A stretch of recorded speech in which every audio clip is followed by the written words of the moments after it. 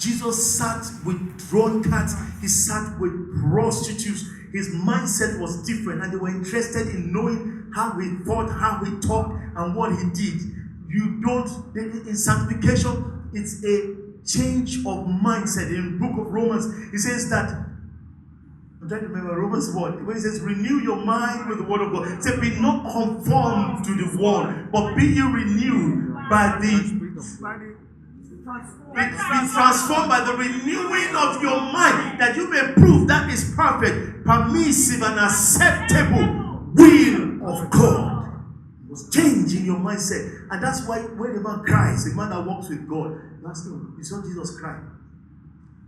When he cried, it wasn't when people died that he cried. So you must have wondered what made him cry.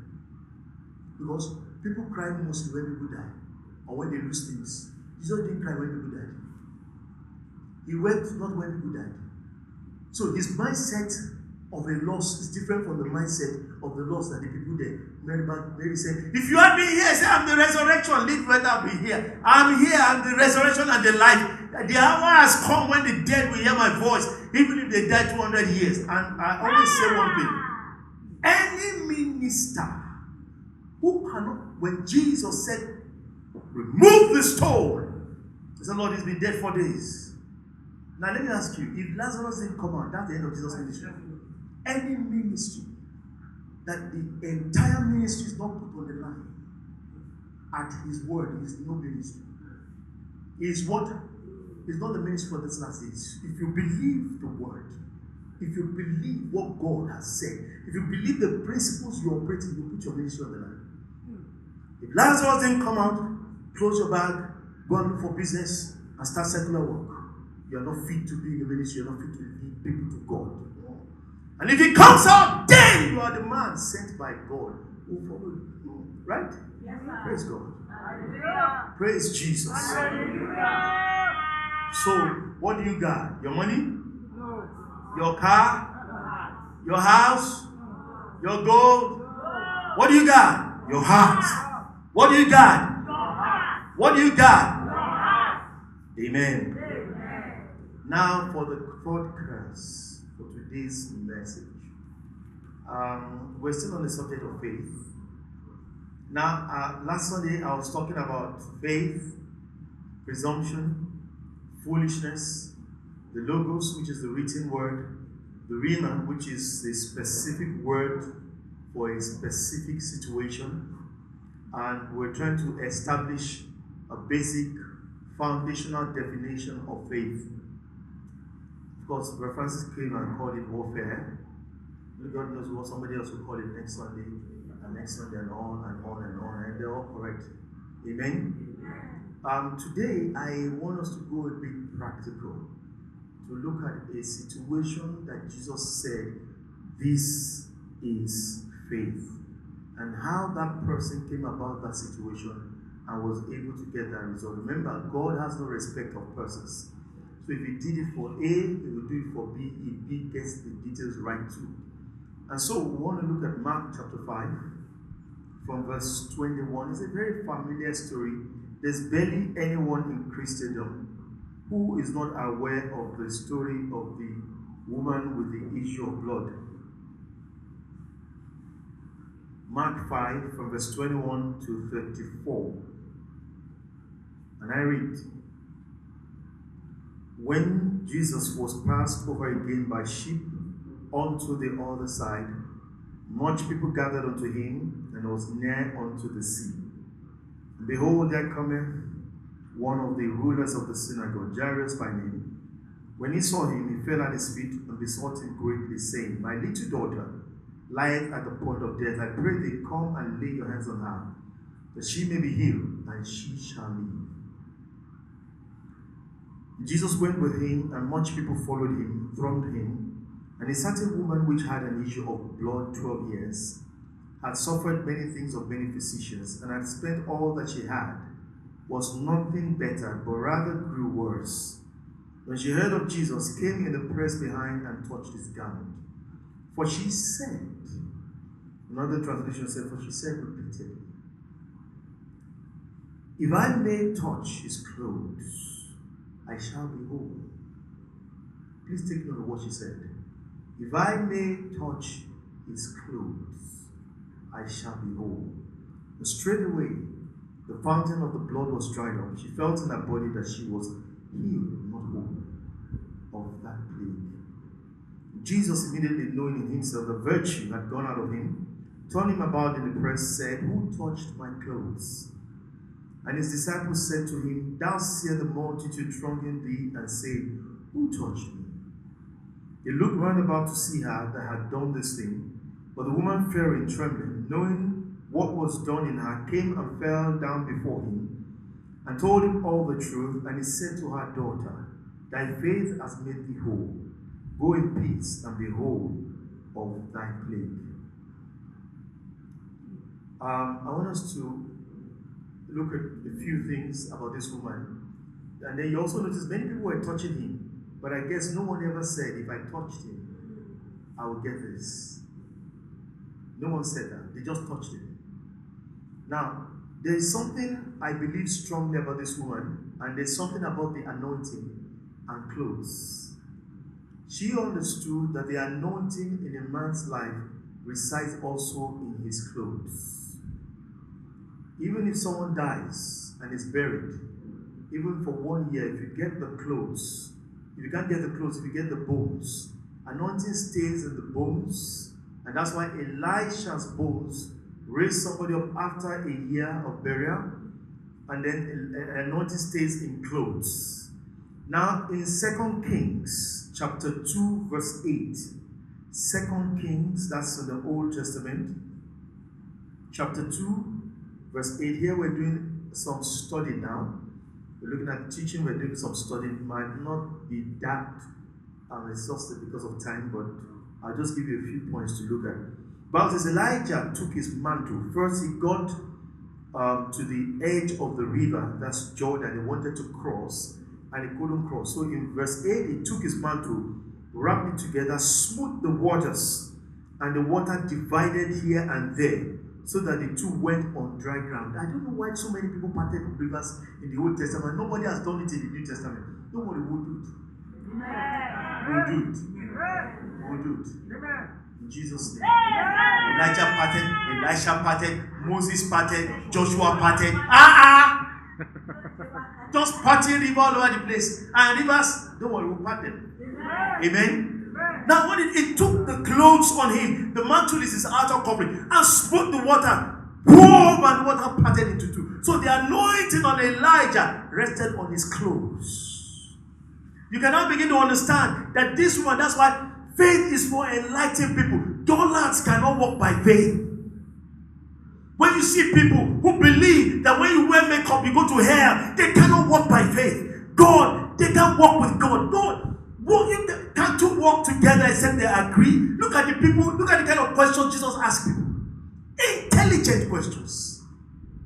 Ask the lawyer, which is the greatest commandment? That's not the time to say, even said, no, answer intelligently. He said to Jesus, he said the two greatest commandments, to love God with all your heart, your mind, and your strength. The second one is similar, to love your neighbor as yourself. In fact, it's better than all the burnt offering. Jesus said you are close to the kingdom. So those people who are preaching lipstick and hell, they are far from the kingdom. That's the word. The Bible says, food cannot defile you. Foolishness can defile you. That's why the Bible says these pastors are wells without water. They are agents of defilement. When a man preaches that trouser will take you to hell, he will defile. There's no difference between him, even if he's a minister of God, and the agent of Satan that is preaching. Because the agent of Satan is defiling you. The Bible says foolishness defiles. Go and check Matthew 15. Say there's nothing that enters a man that can defile him, but that which comes out of a man. Then he mentioned the fornication, adultery, foolishness. Check it, Matthew 15. Foolishness is one of the things that defiles a man. When you sit under a pastorate that teaches foolishness, you end up defiled.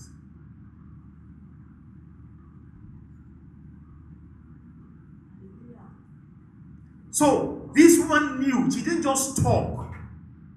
She knew that the power in Jesus' life rested on his clothes. And she was finding a point of contact to connect the power, knowing that that power is what will heal her. So how do I connect that power? Also, if you look at other scriptures in Matthew 14, you also find other people who got healed. Matthew 14, verse 34 to 36. The Bible says that when Jesus was gone over, they came over to the land of Gennesaret, where the men of that place who had knowledge of him, they sent out unto all that country round about, brought to him all that were diseased, and they besought him that they might only one touch the hem of his garment. And as many as touched were made perfectly whole. Power was oozing from those clothes. If you see a man as heavily anointed, if you wash his clothes, you are touching power. Nobody is supposed to just wash his clothes. It's power. It's power emitting. As you're rubbing those clothes, power is entering into your body. Because those clothes are storage tanks for power. In Acts 19,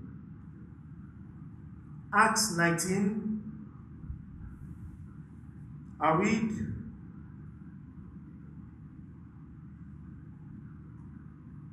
let me read from verse 10.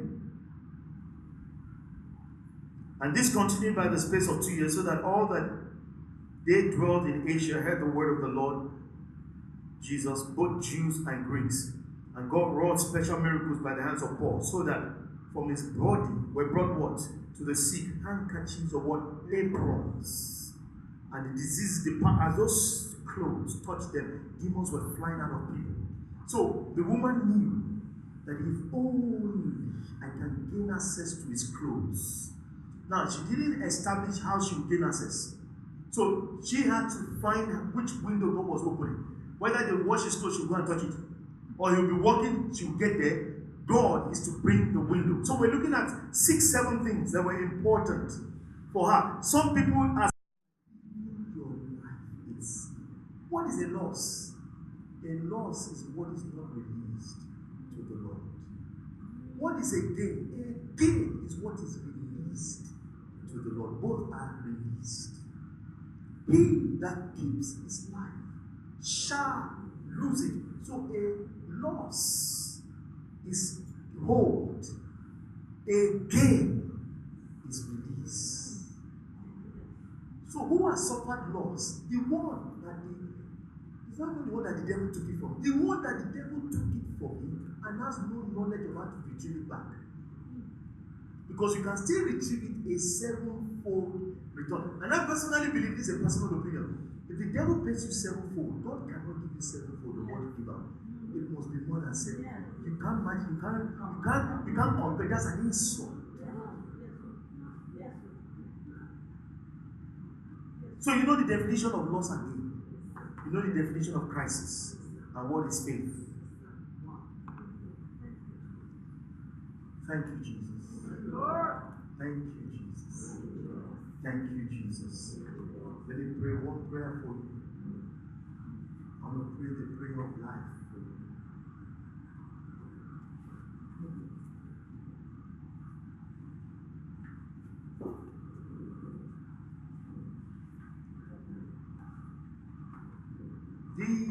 I can sense such an anointing. The crises are expiring. But you know how God works. In some cases, God will come and look for them. He will give them the requisite. Now, the man who was paralyzed for 32 years, whose crisis expired, still needed to do something in his life. What was it? Take your bed. What did he believe he needed to do? He believed somebody should carry him and throw him into the water. But God said, that's not what you need to come out of this crisis. What you need is this. Take your bed and walk. Now that doesn't look like, that's the listing on his mind that he's thinking.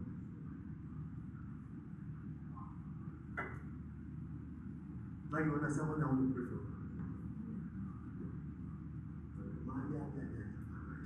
Oh God, oh God, oh God, oh God.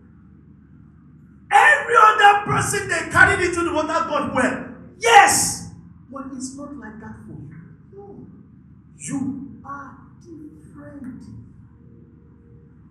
grace of your life is different. The call is different. The walk is different. It will not work that way. The moment he knew what to do, and he did it, 32 years of crisis vaporized. Just walked out. Oh my God. Just walked out. So the expiration of the crisis is not enough. It's something you still need to pray for. You will know what to do. Whatever you are facing in this life, the very God who sent me with this word, the Bible says that they went preaching the word, and the Lord confirming his word with signs following.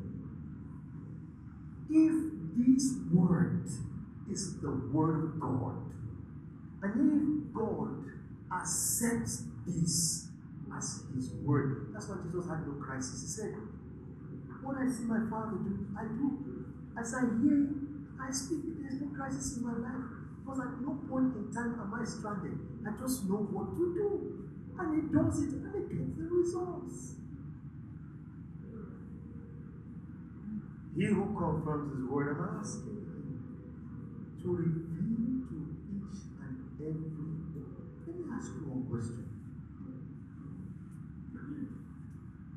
There's heaven in the olden days, there's paradise and hell, which we saw about the story of the rich man and Lazarus. Two people went to Rome and they committed murder.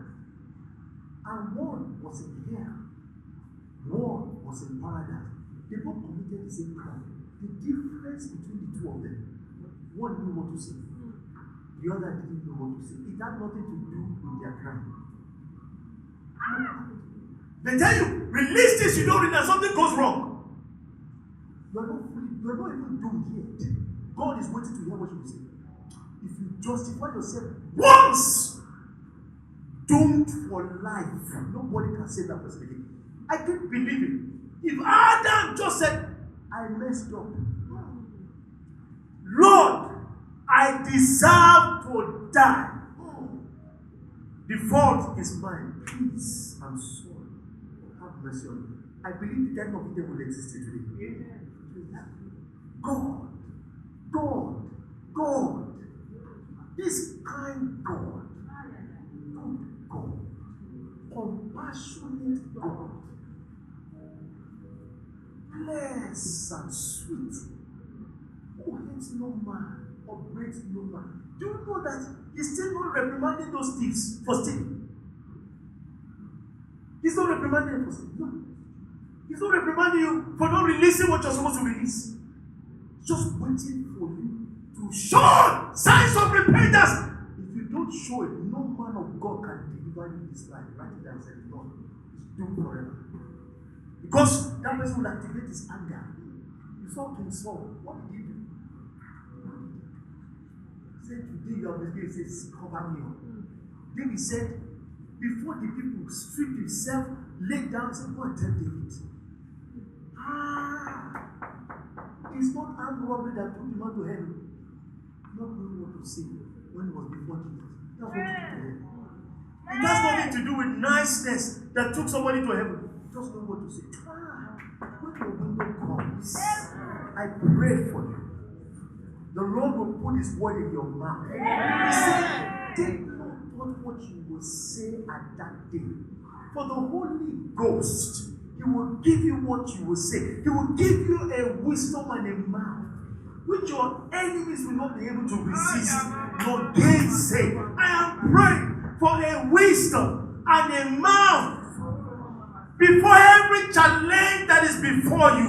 In the name of Jesus, that the God and Father of our Lord Jesus, he will intervene and he will show you what to do. Then he will help you to do it. And he will glorify his name in your life. In the name of Jesus.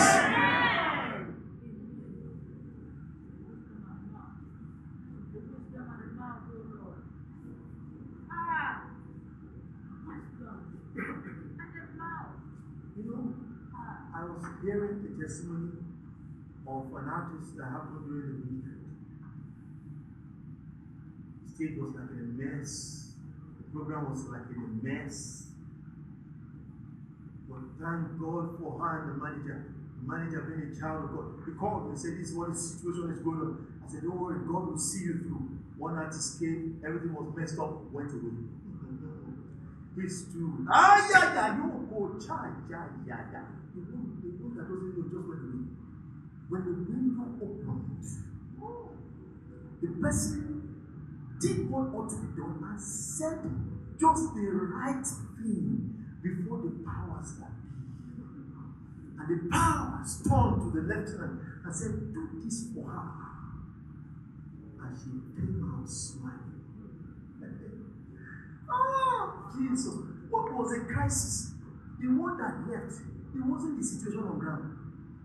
That one left because of the situation on ground. The same situation, this one came out with profit. One went with the loss. Why? The powers that became, and that's not the time for relatives. So the right one just came at the right time. And the power said, do this for her. Oh, yeah. That was it. It came out of their profit. You will know what to say. Yeah. You will say the right thing. Yeah. And God will reward you accordingly. Yeah. In the name of Jesus. Yeah. I pray and I pray for you one more time that you will know what to do at every given time. You will do it by the Spirit of God in the name of Jesus. And your profiting shall be glaring and known to all and sundry. In Jesus' mighty name. You believe we shout amen? You believe we shout amen? That's good. If you believe we shout amen. God bless you.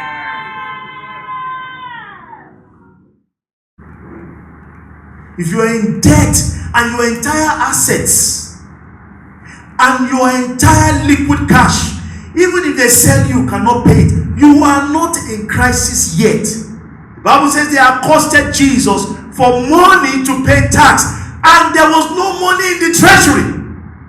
But that was not the crisis. Jesus said to Peter, take a hook, go to the sea, let down for a catch a fish, open the belly, you will find a gold coin, pay for me and you. If Jesus didn't know where the gold coin was, that is the crisis. We're a defining crisis. People define marital crisis with mother-in-law, father-in-law. No, most father-in-laws are not marital crisis. They are not involved. It's mostly mother-in-laws. With mother-in-laws, they are not the crisis. Not knowing what to do with them is the crisis.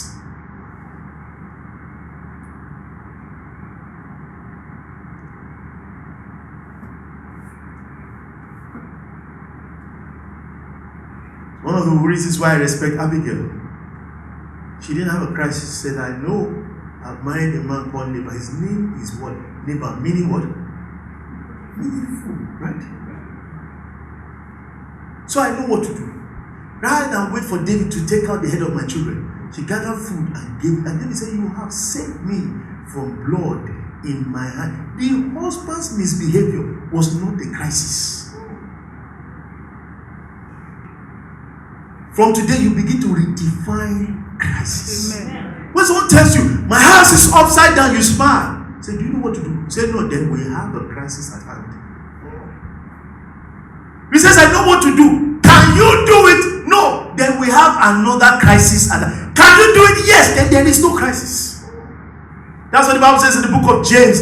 If any man finds himself in any crisis situation, let him ask God for what? Wisdom. Wisdom is what to do.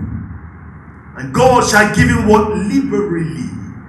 And it shall not upbraid him. So, your new in Psalm 125, the confession, I'm not adding to the Bible. The Bible says, woe unto any man who adds to the word of this life. I'm not subtracting, I'm simplifying it. The original text says, they that put their trust in the Lord shall be like Mount Zion, that cannot be moved, but liveth and abideth forever. As the mountains encamp round Jerusalem, put it up. So does the Lord encamp round me, because I fear him. The rod of the wicked shall not rest on the lot of the righteous, lest the righteous put forth their hand to do iniquity. Do good to them that are good. Jesus said there is no good. So to him God calls good by his grace. He said, do him good. Praise God.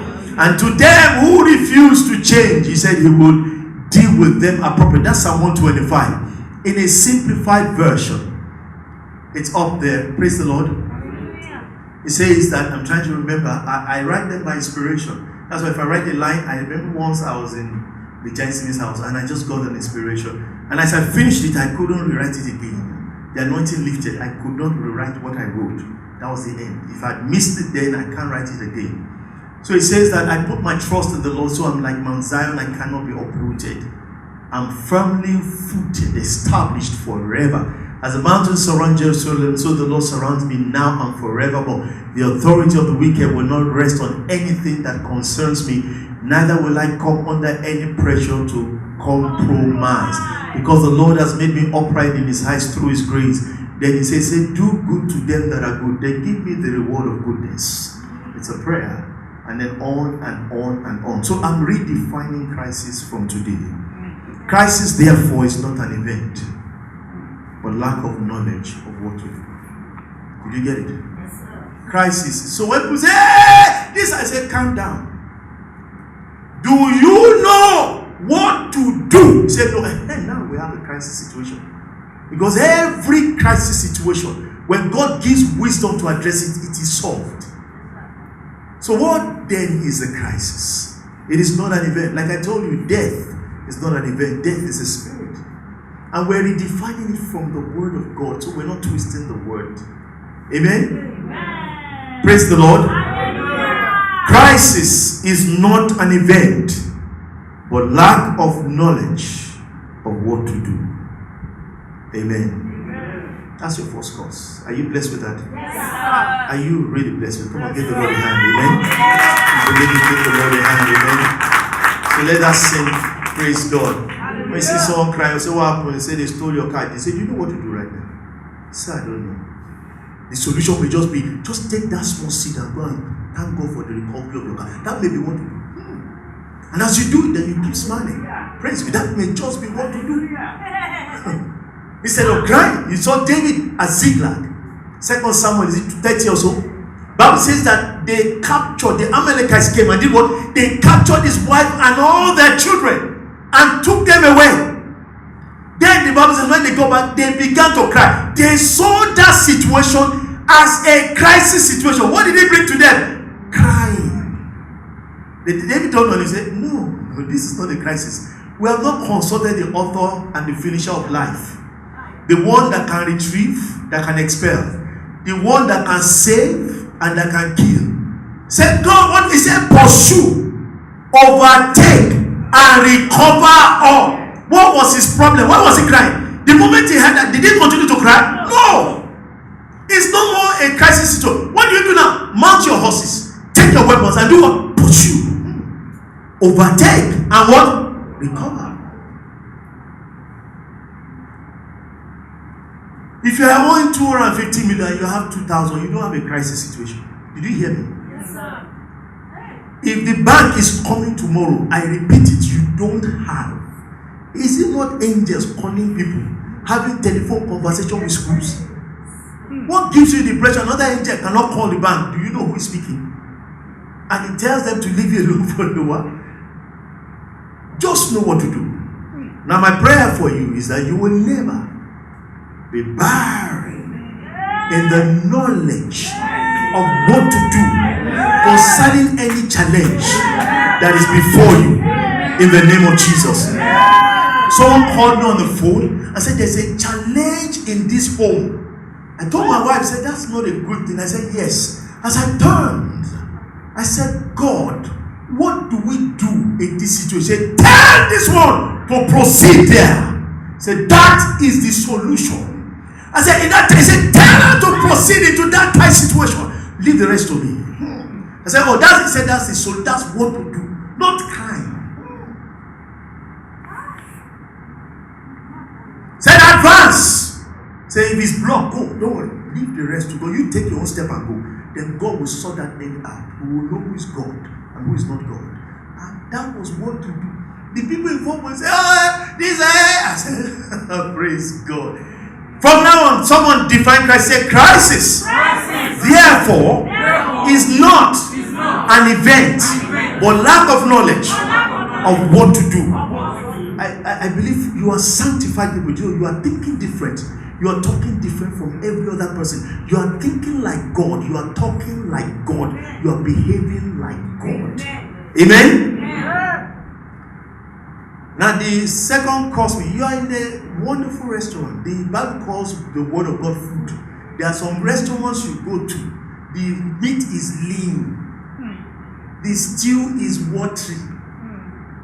Not the one that mommy sells. That one. Even if you are full, you want to eat again. Praise God. The stew is watery. The food is pale. After you eat it, you are even more pale. Praise God. Hallelujah. But here you have a complete diet. Amen? Now the second course, we will still go to the main diet.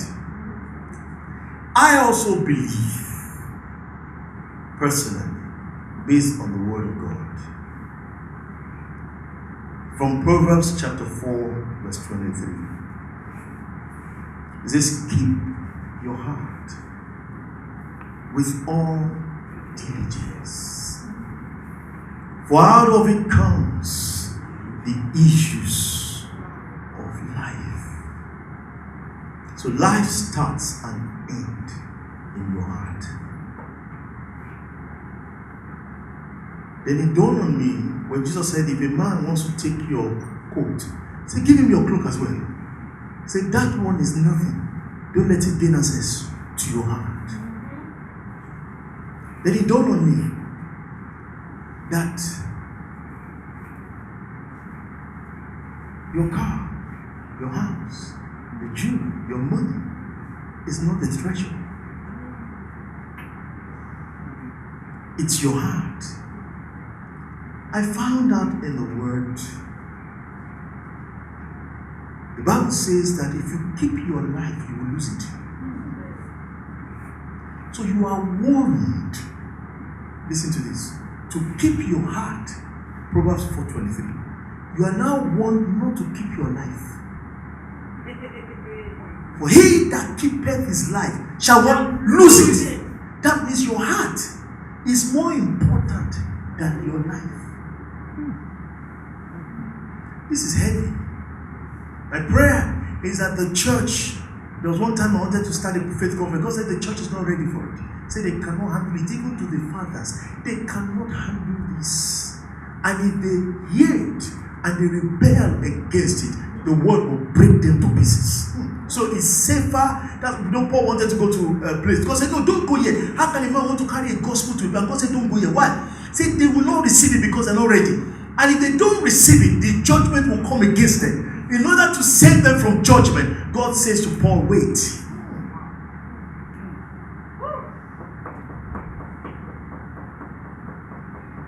When they keep your heart with all diligence, it means that take earnest effort constantly to protect your heart. Make it in your behavioral pattern that your heart is more important than your money.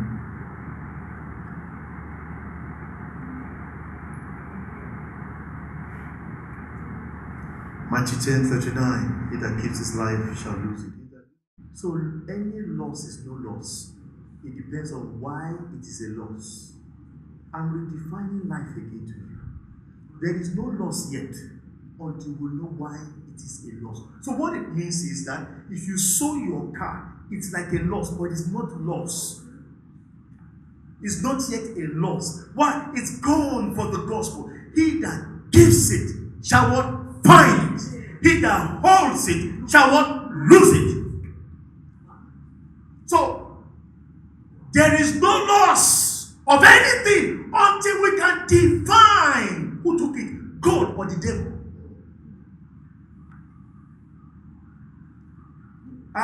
It's you've been re-engineered. Am I communicating? Am I communicating? You see, you are beginning to see life from a different approach. No wonder some people can encounter certain losses. God forbid I don't pray, armed robbers take the car. Say, leave the car. Say, the king went to hire soldiers with 1,000 talents of silver. He asked the prophet told him, why do you go to hire? Can't you trust God? He said, leave those people. He said, but I've already paid 1,000 talents of silver. The prophet told him, what is that? God is able to give you much more. Forget it. That is nothing. That's not a loss. Keep your heart on God. You were suffering losses. Now you have retraced your step to trust God. There is no loss. In man's eyes, you have lost 1,000 talents of silver. But in the eyes of God, there is no loss in your life. You are intact. Everything will return. Hallelujah. Hallelujah. Are you getting it? Yes, sir. Are you getting it? Yes, sir. So why are you crying? He said, this thing was told. He said, is it the devil that took it? He said, yes. So your life intact? Say yes. Then address him. He said, if he stole it, the Bible says he must return him how? Sevenfold. This is what to do to make him retrieve it. Now do this. And he will bring it back sevenfold. There's no loss. You just invested and 7 times profit are just gone. We can't say you have encountered the loss until we find out the circumstance that comes against the loss of that thing. Hallelujah. One gain is a loss, and on God's heart. One gain is a gain. Anything lost for the Lord and the gospel is a gain. So we're redefining loss and gain. We have redefined crisis. Am I communicating? Sir. Praise God. This is not milk. This is meat. Amen? Their shadows are emitting power. When you are with anointed, heavily anointed people, even their shadow. Sometimes when you're filming, don't block the shadow, because the shadow itself, when it crosses the camera, it will hit people. It's power. The Bible says, and as many in Acts 19:12 were able to just get under the shadow of Peter, they were healed. And when you understand these are transmitters of power, then you know what to look for. When you can't get to the person, let's find whether we can find his shadow or we can get any access to any of his clothes. And so this woman with the issue of blood understood very well. Point number 1, she established how she will contact the anointing on Jesus through his clothes. Number 2, she further established the mechanism by which God will recognize it by saying it. She kept saying, if I only touch the hem of his garment, I don't need the whole clothes. That means she also was like the woman of the Syrophoenician woman who went to Jesus and said, my daughter is grievously sick and vexed with a demon. And Jesus said, it's not good to give the children's bread to dogs. And she told Jesus, if your children eat bread, there will be no way that crumbs will not fall from the bread on the ground. Can't you be merciful enough to give the crumbs to the dog? Since you called me a dog, give me the crumbs. And Jesus said, oh woman, great is thy faith. So they know that even the crumbs carry the same quality of power as the main bread itself. So they said, give me the crumbs. They understood. Faith is not for donuts. There's a level of intellectual responsibility for you to be able to walk with God. Check all the men that walk with God. Check all of them. Check all of them. When they ask them questions, the way they respond, you know, this one is sound in his mind. Not someone that you just, praise God. Let's not even go there. Praise God. So she established that contact by first saying it. Because if you notice in the ministry of Jesus, there is nothing Jesus did that he never said first. The Son of Man shall go to Jerusalem. He shall be betrayed into the hands of sinners. They shall crucify him. The third day, he will rise again. Check the scripture. He kept saying, he kept saying, he kept saying. He's going to do what he kept saying. And she knew that if she's going to get to his clothes, she has to start saying, if only I may touch the the hem of his garment, I shall be whole. She didn't say I shall be healed. I shall be whole. Number 3, she recognized that the moment you begin to speak, God will open a window for you to walk. Faith without works is dead. Why don't people see the window? Jeremiah 17, curses the man that trusts in the arm of flesh. But when good comes, they shall not see it. A press with a woman bleeding for 12 years. Does that look like a window? No. But that was her window. A woman, I've seen somebody bleeding for 16 years. Hemorrhage. She couldn't walk by herself up the stairs. They held her. When she spoke to me, her voice, that's how she spoke. She couldn't speak normally. So she is continuously weak. And I don't think it's a time they had a lot of multivitamin and blood tonics and everything. I don't think so. So she's weak. That does not look like a window, but it is a window. You will recognize your window. She acted on it. Number 4, took a step of faith and went. Many times when these steps of faith are taken, in like the case of Esther, say, if I perish, let's go. Just go forward into the water. Just go. Step forward. And we said works. Faith without works is dead. What if she saw the crowd and said, I can't get to Jesus like this. She will never get to him. She will never be healed. Though when she first said it, God recognized it, and God gave her the window and the eyes of God she's supposed to be healed. Do you know how many people have died of ailment today, who in the eyes of God, they're supposed to come to heaven? Maybe they died at 30-something, they're supposed to come at 80-something. They died long before their time. Why? They didn't recognize their window when God showed it to them. It didn't look like a window. It looked like death in itself. Because that crowd can trample her over feet and kill her. But it was a window. Number 5. When she touched the hem of the garment, she said in verse 28, if only I can touch the hem of the garment, I shall be whole. She didn't say I shall be healed. Made whole, complete. Then she touched the hem of the garment. What happened? She was healed, not whole. But God will take it to the end. And Jesus stood. They said, power came out of me. Because she's still healed. And God wants her whole. Because what she said into the ears of God is that she'll be whole. What has happened? The stalk has come out. The fruit is yet to come out. And so, the Lord now took over from there. She has acted on what she said. Now the Lord said, now, who touched me? If she lied and didn't own up, she would have remained healed and never whole. That was another window. But it didn't look like a good window. Because in that place, she's not supposed to be there. By tradition, she has breached protocol. If you read Leviticus, when a woman is in her period, the Bible says a person should be going in her front, ringing a bell, calling one unclean. Whoever she touches shall be unclean for 7 days. If she sits on something and someone sits on that thing, shall be unclean. Anywhere, anything around her is unclean. So there is a measure of reproach already. Jesus is now saying, who touched me? Is this the time to come out and admit that I've been bleeding? I'm unclean. Or is your window to be whole?